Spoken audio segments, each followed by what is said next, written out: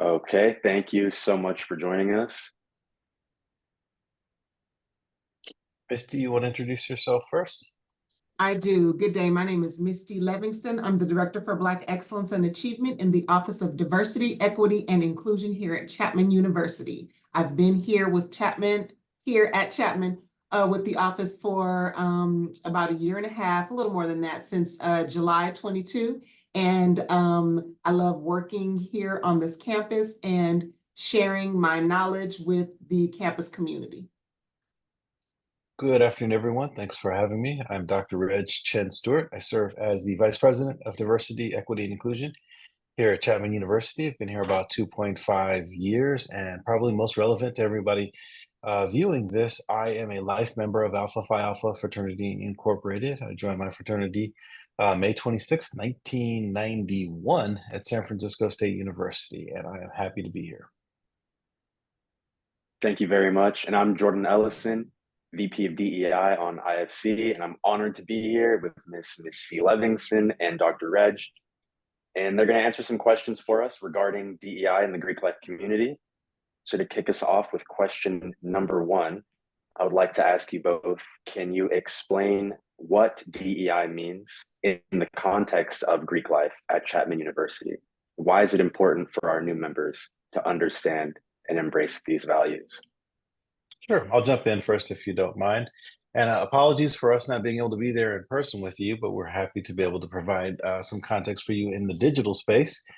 So what does DEI mean in the context of Greek life? I think it's actually answered by the conversation that there's more than one fraternity or sorority to join, right? There's more than one house. What that means is, when you're making the decision to become a member of Greek life, you take the time to find the best fit, right? The organization that meets your goals, values, your morals, your ethics, your professional goals and objectives. That's effectively DEI principles, right? So when we talk about DEI in Greek life, what we're talking about is providing all of our students with high opportunity touches to find the organization that works best for them. In some instances, that may be an IFC organization. In some instances, that might be an MGC, which we call multicultural Greek organizations, or the Multicultural Greek Council. Some will call those the D9 or the Divine Nine. Those are the nine historically Black fraternities and sororities. So across the board, when we're talking about diversity, equity, and inclusion, we're talking about creating pathways for people to find their unique niche in this really important part of college life. I think new members need to understand that regardless of which organization you join, the principles of diversity, or if you talk about the composition, who's in the room, who's not in the room, that should always resonate with you. And your organization should be proud to promote those principles. If you're talking about equity, it's how are the people doing in your organization? Are you reaching out across aisles to different organizations? Are you working within your organization to make sure all your members are successful? And obviously, the inclusion is the big piece of what you all focus on, which is what do we do to intentionally make sure that people find a space within our organizations? I think all that in sum total is what DEI means. And oftentimes we pinpoint it to race or gender, but I think it's broader. It's about opportunity, it's about access, and it's about choice. So I'll stop there. And Dr. Reg said a beautiful, eloquent speech. I'll add that our identities are unique to us. We want to be in a space that embraces our different identities. Our DEI office, we support everyone on campus, and there's no monolithic student that we support. Everyone comes in coming from different places with different and unique needs that they have. And what we do here is support everyone. Your organizations are a microcosm of our campus. So you all support the different people that are here on the campus. So why is it important? Why is DEI important to the Greek community? Is because you have all of these various populations coming into the Greek community. And how do you support them? How do you make them feel included? Inclusion is a huge part of what you want students to have, a sense of belonging. In student affairs and higher education, we always talk about sense of belonging. And how do you make your new members feel included? How do you make them feel like this is where I belong. Like I went after, I really wanted to be in this organization and I did my best to get in. I put my best foot forward and now I'm here. How do you support them? How do you embrace them? And how do you let them know that their experiences are valid and that their uniqueness is valid? Can I add to that? Thank you. I think building on that sense of belonging is so incredibly valuable, because the reason oftentimes why we join our fraternities or sororities is for this sort of expanded sense of belonging, right? You may have a unique major, or you may have a reason why you've come to the institution, and Greek life in general gives you an opportunity for this larger sense of belonging, not only to the chapter of the house you join at your campus, but all of the other chapters on all of these other college campuses. You become part of this big mosaic that is your organization. But while that's happening, I always explain to people, don't lose yourself. Don't lose your identity in this fraternity or sorority. So we used to always say, when I was in college, I would have my Alpha Phi Alpha letters on. And I would always tell the new members specifically, the first thing that you should not introduce yourself is, I'm an Alpha. You're yourself first, and the organization comes after that. And you should be able to bring your identity. When working with new members, especially for existing members in an organization, I think a critical piece of belonging is realizing for everyone, and I tell this to all the students that I work with at the graduate level, I say this phrase and they hear it repeatedly: your normal and my normal are not mutually exclusive. So what does that mean? That means for you, a certain way of living, a certain value system, a certain faith-based approach is normal. And since we like ourselves, we want everyone to be like us. We want everyone to think this is a sense of normalcy. That is not really the way the world works.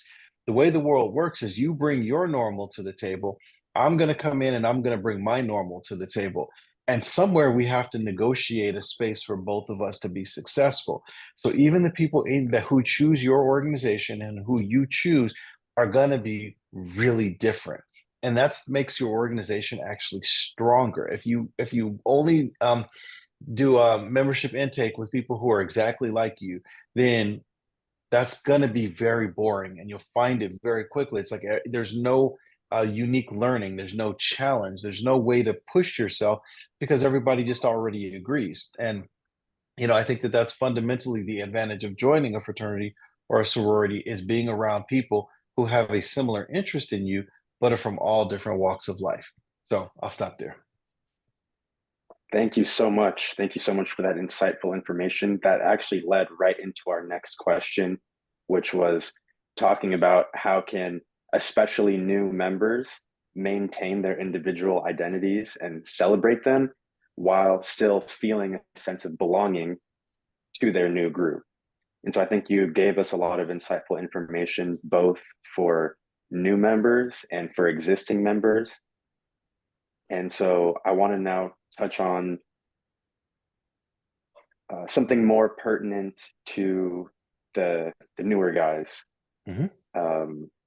If I would like to ask for any pieces of advice that you could give to how new members can actively contribute to creating a more inclusive environment within their respective chapters. Sure, I'll take that one. Thank you.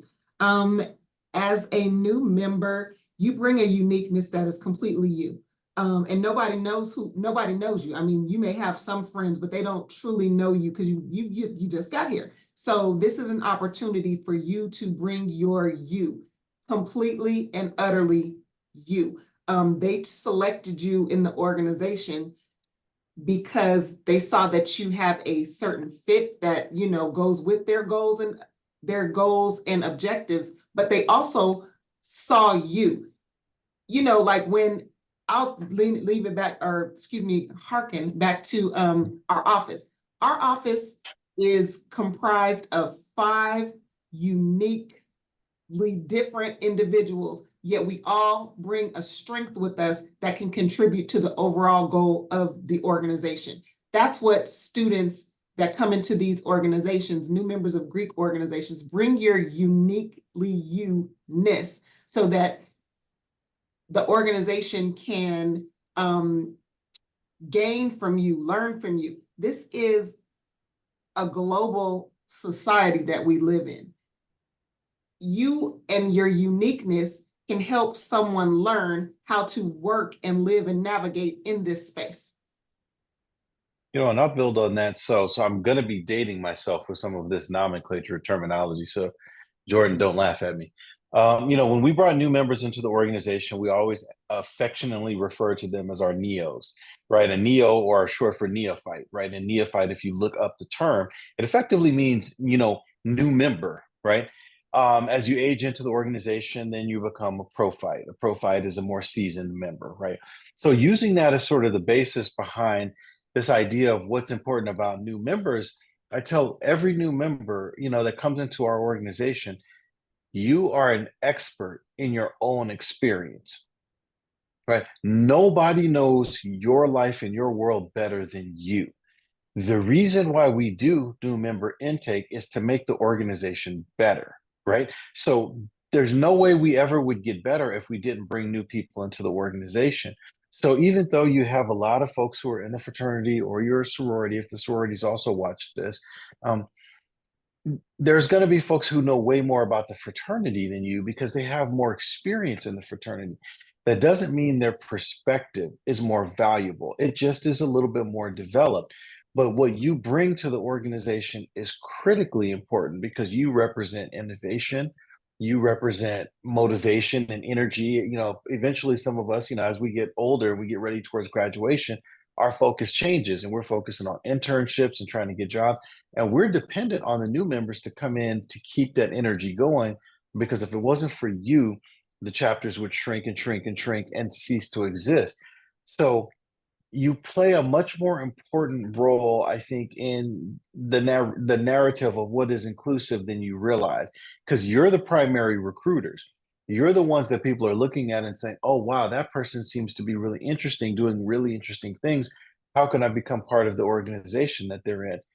But again, make sure that you're reaching out to areas of campus that you don't know historically go to, because some of the best people for your fraternity might not be in the most traditional places.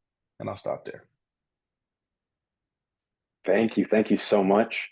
I loved how you highlighted the importance of new member classes and how it actually is their identity and individuality that is what cultivates the growth of the chapter.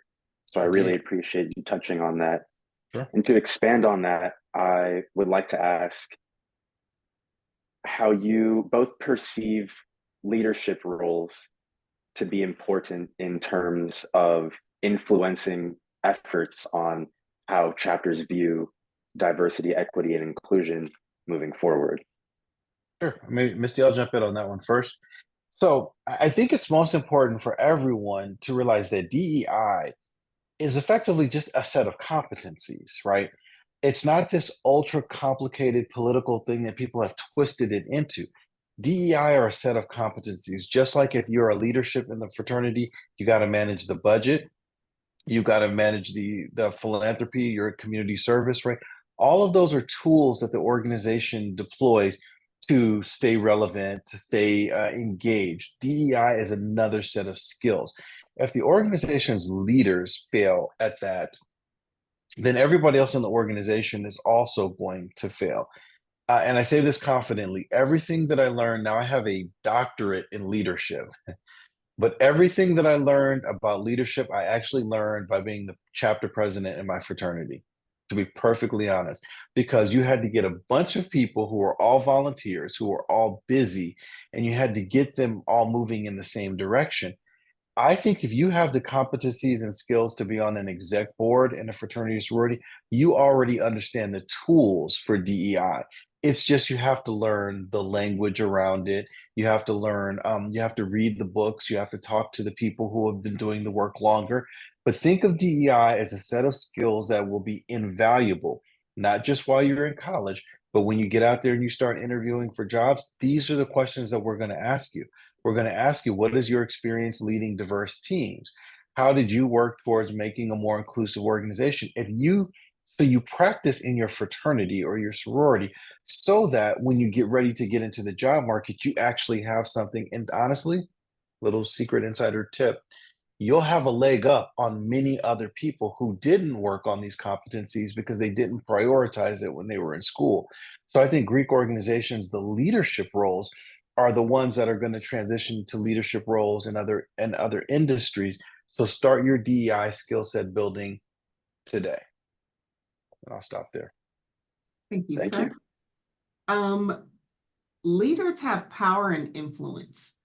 And as a leader in your fraternity, you can influence others in doing the right thing. So if everyone's walking around saying words that don't need to be said, use another word. And as a leader, you can say, you know what? Time out. That's not okay. We're going to use, if we're using it as a term of endearment, that word that everybody knows that they shouldn't be using, but they use anyway, the N word, let's use bro, period.